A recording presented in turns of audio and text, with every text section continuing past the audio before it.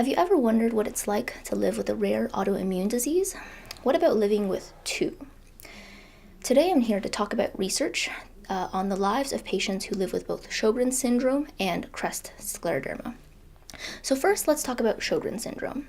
Sjogren's is a disease where inflammatory changes occur in your lacrimal ducts and in your salivary glands. It affects about 10,000 Canadians and usually affects women in their 30s and 40s. In Sjogren's syndrome, patients will often have dryness in their eyes and in their mouth. The interesting thing about Sjogren's syndrome is that it often presents with other autoimmune diseases.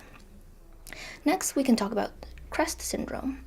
Crest is actually an acronym which stands for a collection of different symptoms, such as calcium deposits in the skin, Raynaud's phenomenon, which is the whitening of your fingers in the cold, esophageal problems, which includes swallowing difficulties, sclerodactyly, which includes the hardening of the skin over your fingers, and telangiectasias, which is blood vessel malformations over the surface of the skin. Crest syndrome affects about 100,000 Canadians, and the expected prognosis, it ranges from very limited disease to very severe disease. Our research looks at the overlap of Crest syndrome and Sjogren's syndrome.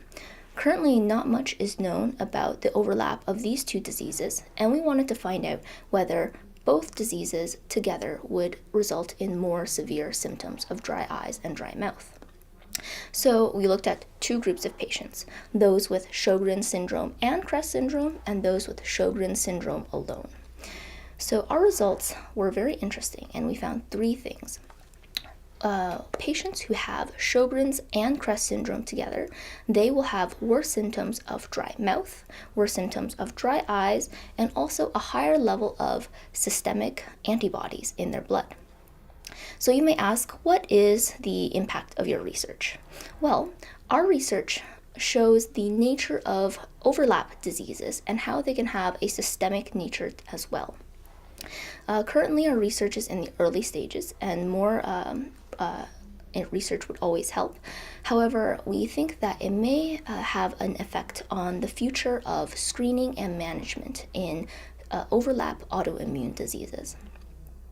So, to summarize, patients who live with both Sjogren's syndrome and Crest syndrome have worse dry eyes and dry mouth, and also systemic autoantibodies. And hopefully, in the near future, we may have implications in the early detection and management of autoimmune diseases that occur together. Thank you very much for listening.